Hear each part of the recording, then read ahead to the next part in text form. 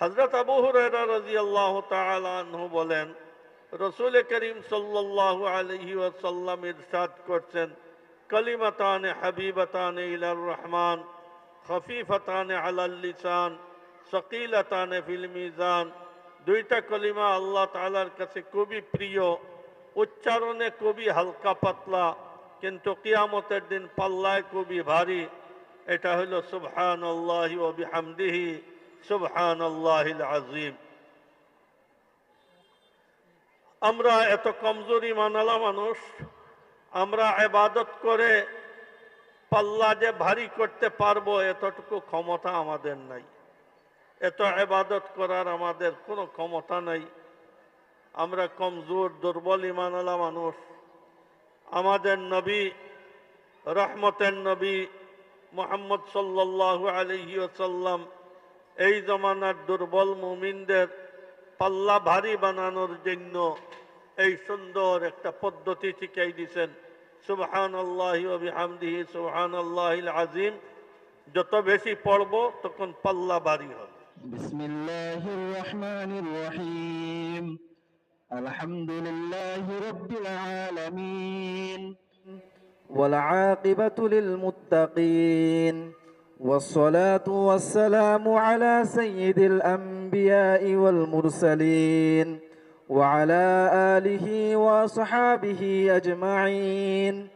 أما بعد، فإن أصدق الحديث كتاب الله، وأحسن الهدي هدي محمد صلى الله عليه وسلم، وخير الأمور عوازمها، وشر الأمور محدثاتها، وكل محدثة بدعة، وكل بدعة ضلالة، وكل ضلالة في النار. وبالسند المتصل منا إلى الشيخ الإمام الهمام الحافظ الحجة أبي عبد الله محمد بن إسماعيل بن إبراهيم بن المغيرة بن بردسبة الجعفي اليماني البخاري رحمه الله تعالى. اللهم انفعنا بعلومه وعلومهم أجمعين، آمين يا رب العالمين. أنه قال: باب قول الله: ونضع الموازين القسط ليوم القيامة وأن أعمال بني آدم وقولهم توزن. وقال مجاهد: القسطاس العدل بالرومية، ويقال القسط مصدر المقسط وهو العادل، وأما القاسط فهو الجائر. وبه قال حدثنا أحمد بن أشكاب قال حدثنا محمد بن فزيل عن عمارة بن القعقاع عن أبي زرعة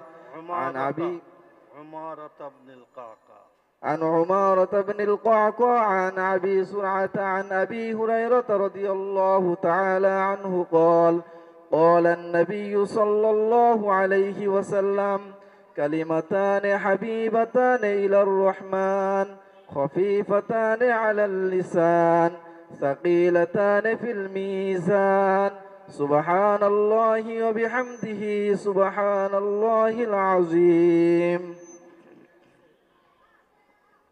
الحمد لله رب العالمين، والصلاة والسلام على خاتم النبيين وعلى آله وأصحابه أجمعين. أما بعد،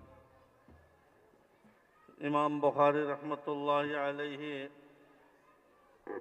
6 লক্ষ হাদিস থেকে ৭,২৬২টা হাদিস বাছাই করে এই পাণ্ডুলিপিটা তৈরি করেছেন। প্রত্যেক এক এক হাদিস লেখার সময় গোসল করেছেন, 2 রাকাত নামাজ পড়েছেন, তারপরে হাদিস লেখছেন। আর এইভাবে 16 বৎসরে কিতাব লেখছেন। প্রত্যেক হাদিস, শুধু হাদিস লেখেন নাই, গোসল করেছেন, 2 রাকাত নামাজ পড়েছেন, এরপরে হাদিস লেখছেন। এই 16 বৎসর ধারাবাহিকভাবে উনি রোজা অবস্থায় ছিলেন। যার কারণে এই কিতাব এত বরকতময়, এত মকবুল। কোরআন শরীফের পরে মুসলমানদের কাছে সবচেয়ে মকবুল কিতাব বুখারী শরীফ। ইমাম বুখারী রহমতুল্লাহ আলাইহি যেহেতু ইসলাম আরম্ভ হয়েছে ওয়াহির মাধ্যমে, ওয়াহি ছাড়া তো কোনো ইসলামই নাই, যার কারণে সর্বপ্রথম ওয়াহি সম্পর্কীয় ৬-৭টা হাদিস বর্ণনা করলেন। বাবু কাইফা কানা বদউল ওয়াহি দিয়ে এক অধ্যায় আরম্ভ করলেন। আর এরপরে ইসলামের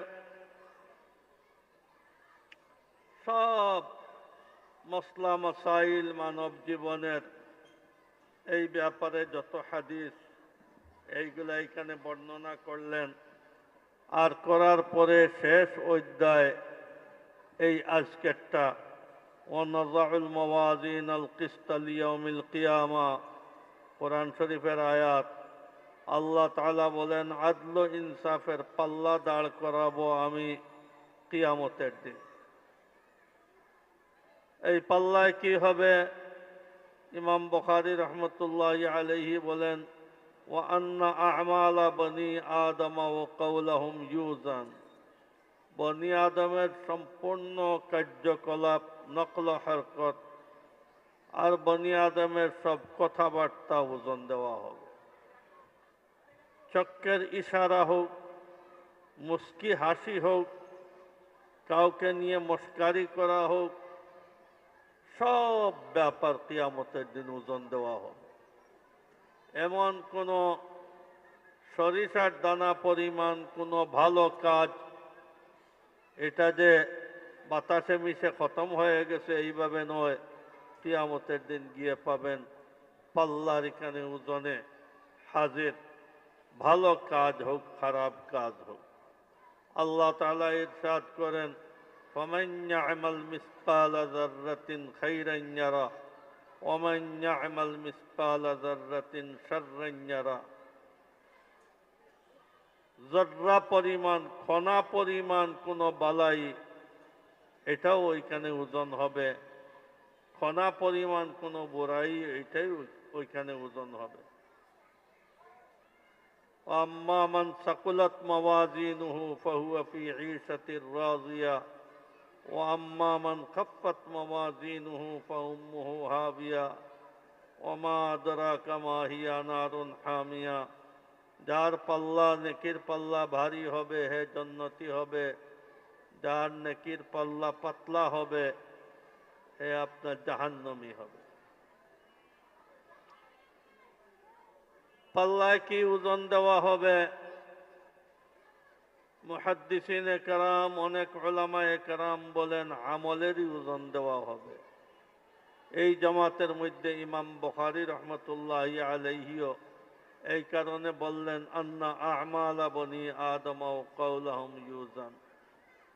কেউ কেউ বলেন আমল নামা ওজন হবে, কিরামান কাতিবিনে যেটা লিখতেছেন ওইটা ওজন হবে। এটার ব্যাপারে উলামায়ে কেরাম দলিল দেন। তিরমিজি শরীফে এক দলিল আছে যে এক মানুষের ৯৯টা আমল নামা, এক একটা এত বড় বড়, চক্ষে যতটুকু দৃষ্টি যায় এতটুকু বড় বড় ৯৯টা আমল নামা কিয়ামতের দিন তার অন্ধকার বাম সাইডের পাল্লাতে উঠানো হবে। আর এরপরে আল্লাহ তাআলা বলবেন, দেখো এই লোকের আর কিছু আছে কিনা। তখন তালাশ করি এক চিরকুট পাওয়া যাবে যেটায় কলমা লেখা। কোনো একদিন সে জিন্দেগিতে কলমা পড়ছিল ইখলাসের সাথে। তা আল্লাহ তাআলা বলবেন, এইটা উঠাও, ডান দিকের আলোকিত পাল্লায় উঠাও। সে বলবে, এইটা উঠাইয়া কি ফায়দা? এই চিরকুট এই ৯৯ দাস্তানের সামনে কি পজিশন রাখতে পারে? তা এটা উঠানো হবে, বলা হবে আজকে কোনো জুলুম হবে না, যার যা কিছু আছে সব ওজন হবে। তা হাদিসে আসছে, তাশাতিস সিজিল্লাত ওয়া সাকুলাতিল মাওয়াজিন আপনার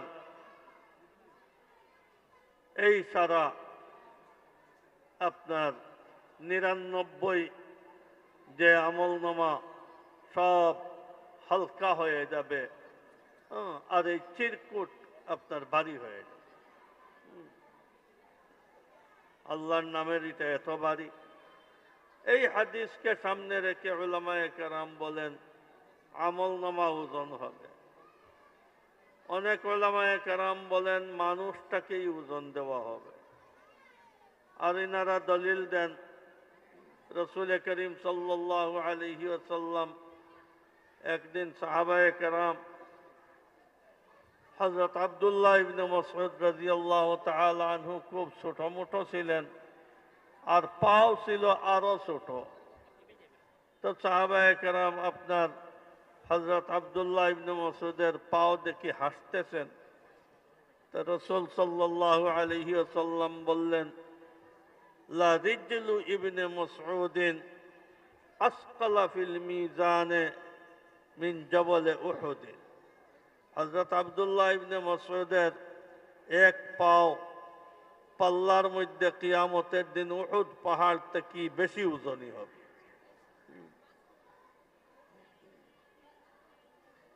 আরেক হাদিস আসছে যে কিয়ামতের দিন খুব মোটা সোটা এক মানুষকে নিয়ে আসা হবে, কিন্তু পাল্লার ওজনে তার আমল নাই, এই কারণে মাসির পরের মতো তার ওজন হবে না। উলামায়ে কেরাম বলেন এই পাল্লায় সব সম্ভাব্য ওজন হবে। কেউ যেন না বলতে পারে যে ওজন যদি ওই ধরনের হইতো তাহলে হয়তো আমি নাজাত পাইতাম। তা আপত্তি যেন না থাকে, এই কারণে বিভিন্ন কিসিমের ওজন দেওয়া হবে। এখানে এমনি অনেক আলোচনা, পাল্লা একটা না অনেকটা, এখানে বহু বচন আসছে এক পাল্লা, কিন্তু এত বেশি কাজ মুহূর্তের মধ্যে করে, এই হিসাবে এখানে আপনার বহু বচন নিয়ে আসা হয়েছে। টেস্ট সুলাসি মুজাদ্দাদ থেকে আসলে কাসিদ, এটা জালিমের মানায় ব্যবহার হয়। ওয়া আম্মাল কাসিতুনা ফাকানু লিজাহান্নামা হাতাবা। সুলাসি মজিদ ভি থেকে যদি ইফআল থেকে আসে তাহলে মুকসিত ইনসাফের মানায় ব্যবহার হয়। ইন্নাল্লাহা ইউহিব্বুল মুকসিতিন, কোরআন শরীফের মধ্যে আসছে। আর এরপরে ইমাম বুখারী রহমতুল্লাহি আলাইহি হাদিস বয়ান করেন। হাদিসের প্রথমেই ওয়াবিহি ক্বালা হাদদাসানা আহমদ ইবনু ইশকাব ক্বালা হাদদাসানা মুহাম্মদ ইবনু ফুযাইল عن عمارة بن القعقاع عن أبي زرعة عن أبي هريرة رضي الله تعالى عنه। আমাদের হাদিসের কোনো মূল কিতাবে কোনো মুসান্নিফ রসুল সাল্লাল্লাহু আলাইহি ওয়াসাল্লামের হাদিস লেখেন নাই। প্রত্যেকের হাদিস লেখার পদ্ধতি হইল আমাকে আমার ফলানা উস্তাদ বলছেন, তিনাকে তার উস্তাদ বলছেন। যেমন এখানে এই সারা ৭,২৬২টা হাদিস এইভাবেই লেখা। যেমন এখানে ইমাম বুখারী বলতেছেন হাদদাসানা আহমদ ইবনু ইশকাবা, আমাকে আমার উস্তাদ আহমদ ইবনে ইশকাব বলছেন। ক্বালা হাদদাসানা মুহাম্মদ ইবনু ফুযাইল, তিনি বলছেন আমার হুজুর মুহাম্মদ ইবনে ফুযাইল আমাকে বলছেন। তিনি তিনার হুজুর উমারা ইবনে কাকা থেকে এই হাদিস গ্রহণ করছেন। উমারা এই হাদিসটা আবু যুরআ থেকে, আর আবু যুরআ ওনার শেখ হযরত আবু হুরায়রা রাদিয়াল্লাহু তাআলা আনহু থেকে এই সামনের রিওয়ায়াতটা বয়ান করতেছেন। আমাদের রসুল সাল্লাল্লাহু আলাইহি ওয়াসাল্লামের যত হাদিস, সব হাদিস এইভাবে রেফারেন্স আলা কে কার থেকে এটা পাইছে। এটা বেদ গীতার মতো নয়, তওরাত জবুর ইনজিলের মতো নয় যে এমনিই লেখি ফেললাম কোনো রেফারেন্স ছাড়া। হাসামিসার কোনো তাল নাই, দুই এডিশন এক সমান নয়, এইগুলা হইল অন্য ধর্মের ধর্মগ্রন্থ। আর আমাদের ধর্মগ্রন্থ কোরআন শরীফের তো টাউন, কোরআন শরীফের পড়ার পদ্ধতি পর্যন্ত আজ ১,৫০০ বছর পর্যন্ত আপনার সংরক্ষিত। জাপানে যেভাবে তিলাওয়াত হয়, ইন্ডিয়ায় এইভাবে উপমহাদেশে এইভাবে তিলাওয়াত হয়, মিডল ইস্টে এইভাবে তিলাওয়াত হয়, অস্ট্রেলিয়ায় এইভাবে তিলাওয়াত হয়, মধ্য এশিয়ায় এইভাবে তিলাওয়াত হয়, আফ্রিকায় হয়, ইউরোপ হয়, আমেরিকায় হয়। ১,৫০০ বছর থেকে পুরা বিশ্বে সবের তিলাওয়াত এক সমান, শুধু গলার আওয়াজে বেশ কম। তাহলে শুধু কোরআন শরীফ তার রিডিংগুলা সংরক্ষিত নয়, বলকে কোরআন শরীফের তিলাওয়াতের পদ্ধতি, কোথায় গুন্না, কোথায় ইখফা, কোথায় তসদিদ, কোথায় লম্বা টেনে পড়তে হবে, কয় আলিফ টেনে পড়তে হবে, কোথায় শর্ট পড়তে হবে, এটা ১,৫০০ বছর থেকে তার মধ্যে বেশ কম আসে। আর ২ নম্বরে আমাদের ধর্মগ্রন্থ হইল হাদিস, আহাদিসে নববিয়া। আহাদিসে নববিয়া কোনো মানুষ কোনো হাদিসে হাত দিতে পারবে না, সবটা আহমদ ইবনে আশকাব বলছেন। যারা এই সাবজেক্ট সম্পর্কে জানে না তারা বলবে ইনি কে কে একজনে বলছিলেন, না ইনি কে কে একজনে বলছিলেন নয়। বর্তমান জমানার যেভাবে বাংলাদেশের সবাই মৌলানা আহমদ শফি সাহেবকে চিনে, হাফিজ হুজুরকে চিনে, ওই জমানায় আহমদ ইবনে আশকাবকে সারা বিশ্বের ওলামারা চিনতেন। ওনার উস্তাদ মোহাম্মদ ইবনে ফুজাইলকে গোটা বিশ্বে চিনত, জানত। এইভাবে সারা রেফারেন্স, এখানে 5 রেফারেন্সের পরে রসুল সাল্লাল্লাহু আলাইহি ওয়াসাল্লামের হাদিস বয়ান করা হয়েছে। হাদিসে তো সংরক্ষিত। এই আহমদ ইবনে আশকাবের জীবনী স্পেনের এক রাইটারে লেখছেন।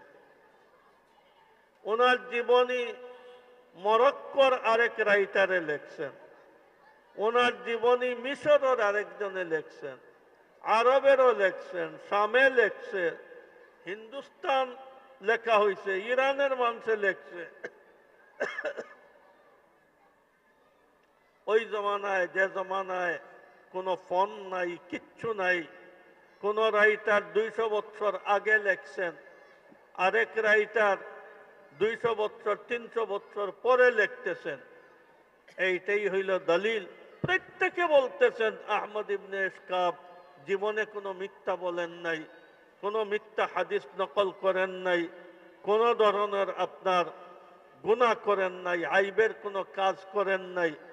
তাহলে পৃথিবীর, সারা পৃথিবীর মানুষ 200, 300, 400 বছর কম বেশে আপনার ওনার জীবনী লেখলো, এই সারা মানুষ কি এক হয়ে গেছিল?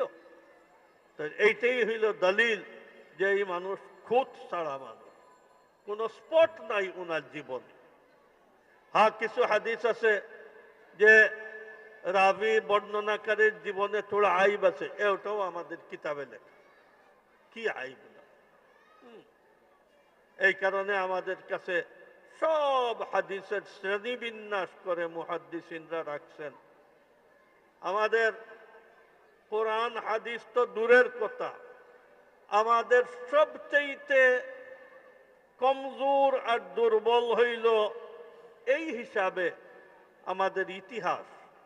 কিন্তু আমাদের ইতিহাসও এইভাবে বর্ণনাকারীর নাম দিয়ে লেখা। এজন্য আমাদের ইতিহাসের পজিশনে অন্য ধর্মের কোন ধর্মগ্রন্থই নেই।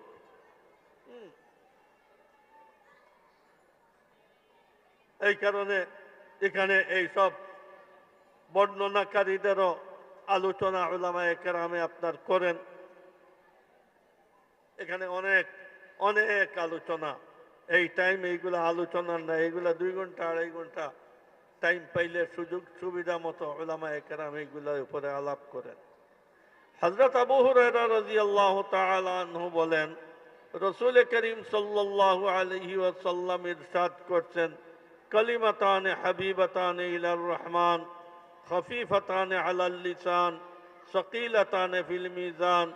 2টা কলিমা আল্লাহ তাআলার কাছে খুবই প্রিয়, উচ্চারণে খুবই হালকা পাতলা, কিন্তু কিয়ামতের দিন পাল্লায় খুবই ভারী। এটা হলো সুবহানাল্লাহি ওয়া বিহামদিহি সুবহানাল্লাহিল আযীম। আমরা এত কমজোর ঈমানওয়ালা মানুষ, আমরা ইবাদত করে পাল্লা যে ভারী করতে পারবো এতটুকু ক্ষমতা আমাদের নাই। এত ইবাদত করার আমাদের কোনো ক্ষমতা নাই। আমরা কমজোর দুর্বল ঈমানওয়ালা মানুষ।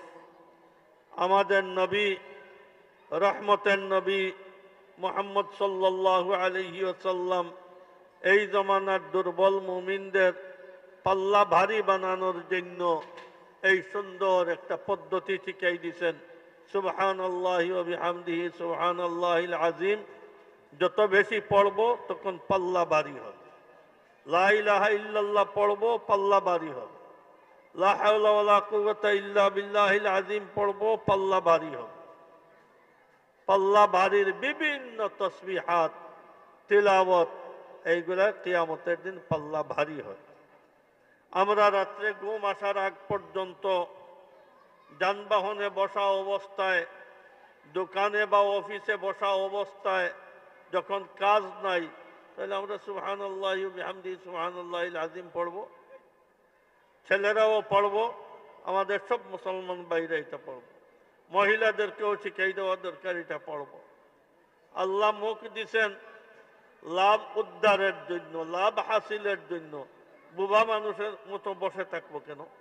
আমরা তসবিহ পড়ব, তাহলে আমাদের পাল্লা ভারী হবে। আমলে যে কমি আছে এইটাই পুরা করবে। এরপরেও যদি তসবিহ পড়ার আগ্রহ না হয়, তো এর মানে হইল আমার পাল্লা ভারী বানানোর আমার কোনো খাহিশ নাই, আগ্রহ নাই। এই কারণে আমাদের সবাই তসবিহাতের ব্যাপারে খুবই মনোযোগী হইতে হবে।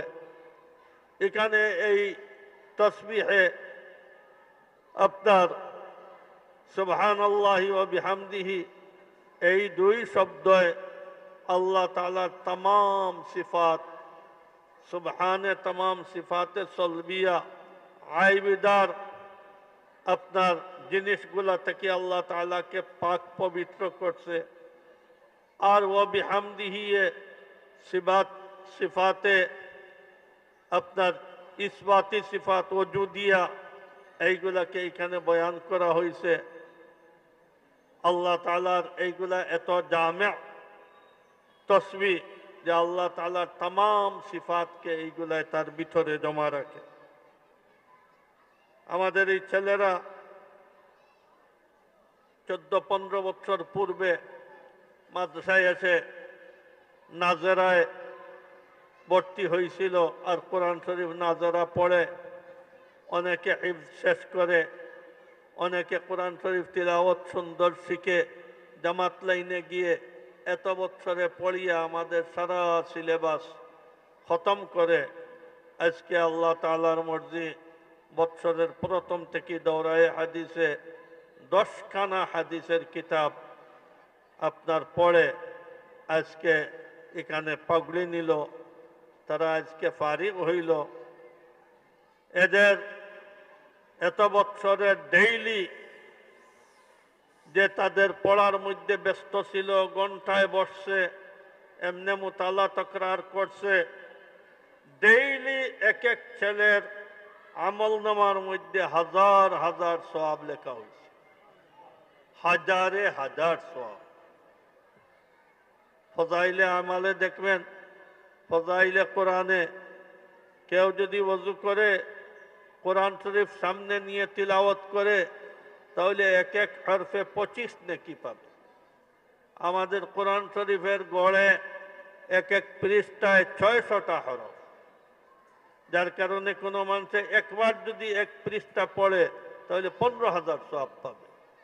এই মাদ্রাসায় হিফজের ছেলেরা কত ছেলে কত পৃষ্ঠা পড়তেছে, কত পিছনের সবক আধা পারা এক পারা করে শোনাইতেছে। তাহলে এক হিফজখানায় সারা বাংলাদেশের যত মিল ফ্যাক্টরি আছে এইগুলাতে সারা বছরে যে আয় হয়, এক হিফজখানার এক ছেলের 1 ঘন্টার পড়ার সমান অত সারা হবে। এটা একটা ফ্যাক্টরি। ছেলেরা যে পড়তেছে জামাত লাইনের ছেলেরা, ডেইলি হাজার হাজার সওয়াব। তাহলে তার 14-15 বছরে যদি ডেইলি হাজার হাজার সওয়াব হয় এক ছেলের, তাহলে তার পড়ার জীবনে কত লক্ষ কত কোটি সওয়াব হাসিল করলো। আর আপনার জেনারেল শিক্ষিত শিক্ষাঙ্গন উচিত ছিল মুসলমানদের এলাকায় জেনারেল শিক্ষাঙ্গন ছেলেদের সেপারেট হওয়া, মেয়েদের সেপারেট হওয়া, তাহলে গুনাহ থেকে বাঁচলো। কিন্তু এক এক স্কুলের ছেলে কোনো অপরাধ করে নাই, শুধুমাত্র ছেলেরা মেয়ের দিকে তাকাইছে, মেয়েরা ছেলের দিকে তাকাইছে। এটা একটা অপরাধ। কোরআন শরীফে হাদিসে যতবার তাকাইছে এতবার এক গুনাহ লেখা হয়েছে। যার কারণে খুব সচ্চরিত্রবান একটা ছেলে আপনার প্রাইমারি স্কুলে নাই, এখান তো সবই ছোট, হাই স্কুল থেকে নিয়ে ইউনিভার্সিটি পর্যন্ত সকালে পড়ে যখন বিকালে রুমে ফিরবে নাই বাড়িতে ফিরবে, তখন 2000, 2500, 1500, 3000 গুনাহ আমলনামায় নিয়ে বাড়িতে ফিরতেছে। তাহলে হেদের শিক্ষা জীবনে অনিচ্ছাকৃতভাবে এত হাজার হাজার গুনাহ। আর আমাদের ছেলেদের অনিচ্ছাকৃতভাবে এক এক দিন হাজার হাজার সওয়াব। এই মাদ্রাসা চালান আপনারা। 1500 বছর থেকে আল্লাহ তাআলা এই দিনের হেফাজত আর সংরক্ষণ করতেছে গরিব আর মধ্যবিত্ত মুসলমানদের মাধ্যমে। এইসব মাদ্রাসার বিল্ডিং টিল্ডিং আপনাদের টাকায় হয়, আমরা কোনো সরকারি টাকা মাদ্রাসায় নেই না। এখানে পড়ানেওয়ালা আপনাদের ছেলে ভাই, এখানে পড়নেওয়ালাও আপনাদের ছেলেরা ভাইরা। এখানের বেতন আপনাদের টাকায় হয়, বোর্ডিং আপনাদের টাকায় চলে।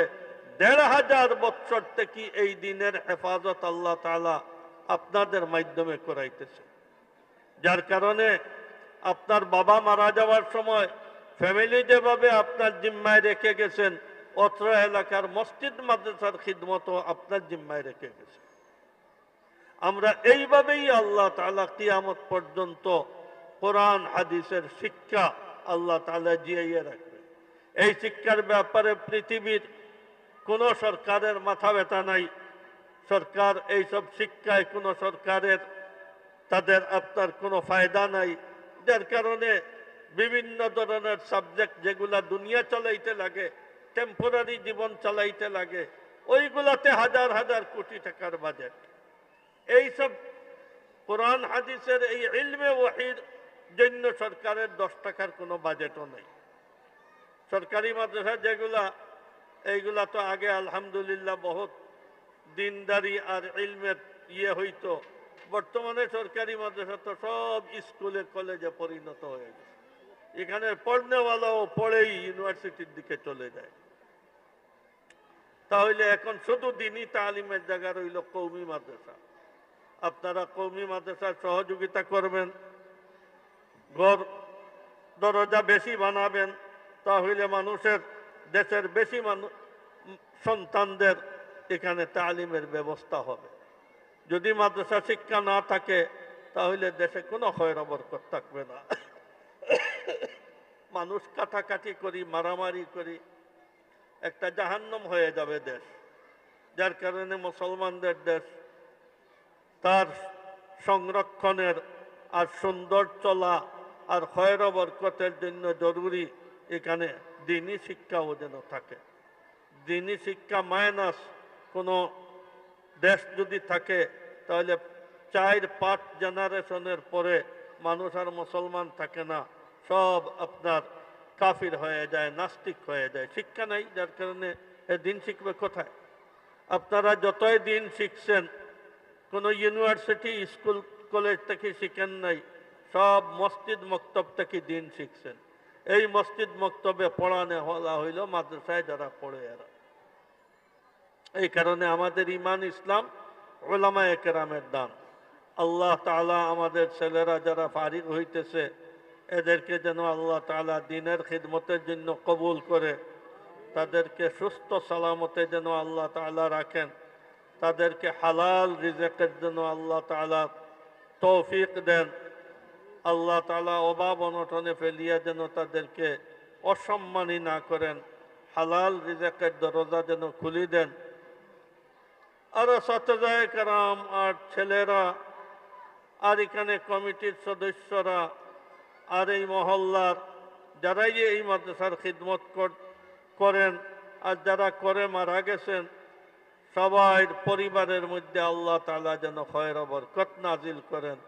আমাদের ক্ষেত খামার, ব্যবসা বাণিজ্য, চাকরি নকরির মধ্যে যেন আল্লাহ তাআলা খয়র বরকত নাজিল করেন।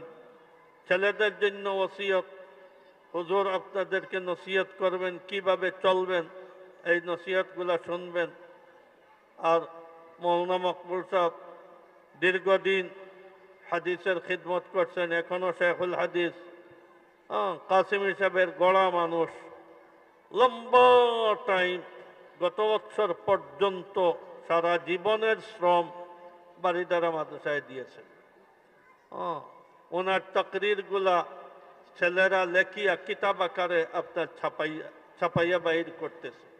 আজকে ছেলেরা পরীক্ষা দেওয়ার জন্য ওনার তকরিরের ওই ইয়েগুলা ছেলেরা আপনার দেখে। আমি আরেক জায়গায় যাব, দস্তারবন্দিতে শরীক হইলাম, খতমে বুখারী হইল, দোয়া করবেন মৌলানা মকবুল সাহেব, আর ছেলেদেরকে জরুরি হেদায়েত দিবেন মৌলানা মকবুল সাহেব। ওয়া আখিরু দাওয়ানা আলহামদুলিল্লাহি রাব্বিল আলামিন।